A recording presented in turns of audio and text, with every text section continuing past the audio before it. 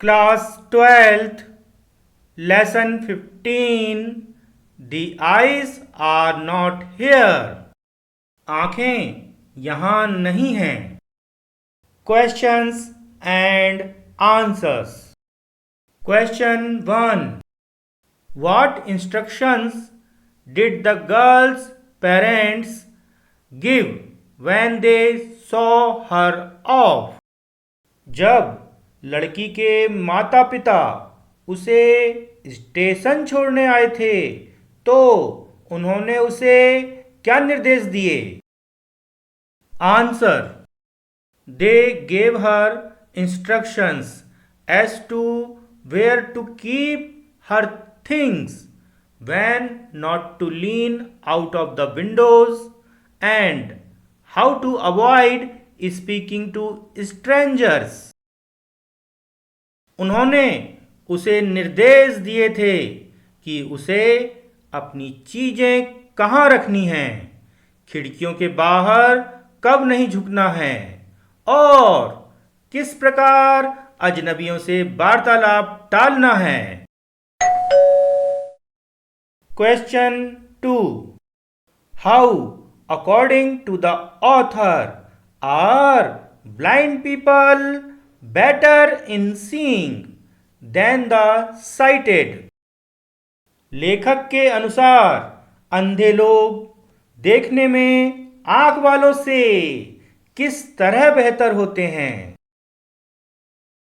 Answer: According to the author, it often happens that people with good eyesight fail to see what is right in front of them. They have too much to take in, whereas people who cannot see have to take in only essentials.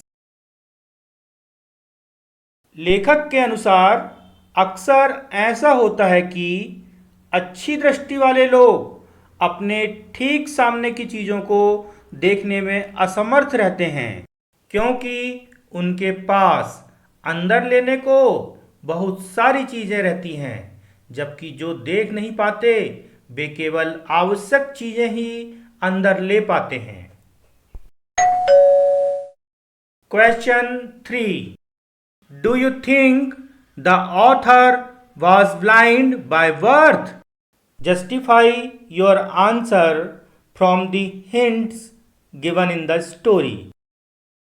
क्या आप सोचते हैं कि लेखक जन्मांध था? कहानी से लिए गए संकेतों से अपनी बात की पुष्टि करो. Answer: No, I do not think that he was blind by birth. The words from the story justifying this are, as I was totally blind at that time, indicate that he was blind at that particular time.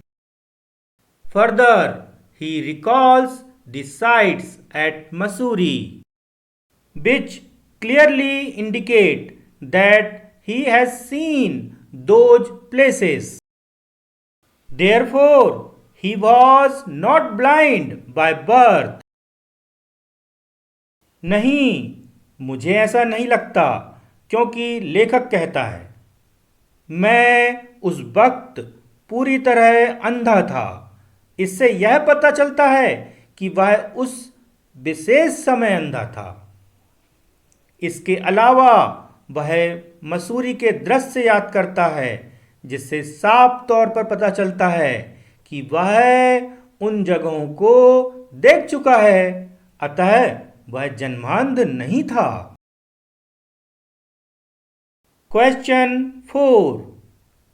How did the author prevent his companion from discovering that he was blind? लेखक ने किस प्रकार अपने सहयात्री को यह बात जानने से रोका कि वह अंधा है? Answer: The author prevented his companion from discovering that he was blind by keeping to his seat and by occasionally looking outside the window and pretending to be enjoying the scenes outside. वह अपनी जगह पर बैठा रहा तथा कभी-कभी खिड़की के बाहर देखकर उसने ऐसा जताया जैसे वह बाहर के दृश्यों का आनंद ले रहा हो। इस प्रकार लेखक ने अपने सहयात्री को यह जानने से रोका कि वह अंधा है। Question 5. What did the author mean by a safe remark? एक सुरक्षित रिमार्क से लेखक का क्या आशय है? Answer. The author said that she had an interesting face. This remark he considered to be safe, which means it would not provoke her. लेखक ने कहा कि उसका चेहरा दिलचस्प है।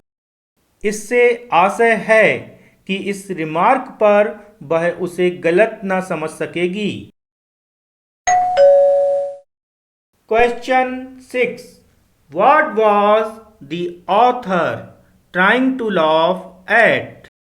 लेखक किस बात पर हंसना चाहता था? Answer. When the girl remarked about the author's seriousness and asked the reason for it, he thought that he would try to laugh for her. जब लड़की ने लेखक की गंभीरता पर टिप्पणी की और उसका कारण पूछा तो लेखक को लगा कि उसे उसके लिए हंसना चाहिए। Question 7. How did the author know that the train was going to stop at the station? लेखक ने यह कैसे जाना कि ट्रेन स्टेशन पर रुकने जा रही है? Answer. The engine's whistle struck. The carriage wheels changed their sound and rhythm.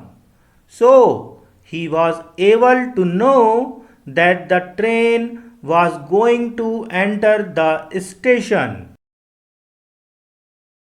Engine की सीटी बजी, कैरिज के पहियों की ध्वनि व लय बदल गई। इस तरह उसने जाना कि रेल स्टेशन पर प्रवेश करने जा रही है। Question 8. What game did the author play with his fellow travelers? लेखक अपने सहयात्रियों से कौन सा गेम खेलता था? Answer. The game of not letting his fellow traveler know that he was blind. अपने सहयात्रियों को यह न बताना कि वह अंधा है, यही गेम था। Question 9. Why did the new passenger not notice the girl's hair? Answer. He noticed her eyes. They were beautiful, but they were of no use to her. She was completely blind, so he did not notice her hair. क्योंकि उसने उसकी सुंदर आंखें देखी जो कि उसके काम की नहीं थी। वह अंधी थी, अतः वह उसके बालों पर ध्यान नहीं दे सका। आप सभी को अध्ययन के लिए बहुत बहुत शुभकामनाएं। इस लेसन को हमने 3 भागों में बांटा है। भाग 1 में लेखक परिचय दिया गया है। भाग 2 में पाठ की हिंदी व्याख्या दी गई है। भाग 3 में क्वेश्चंस एंड आंसर्स दिए गए हैं।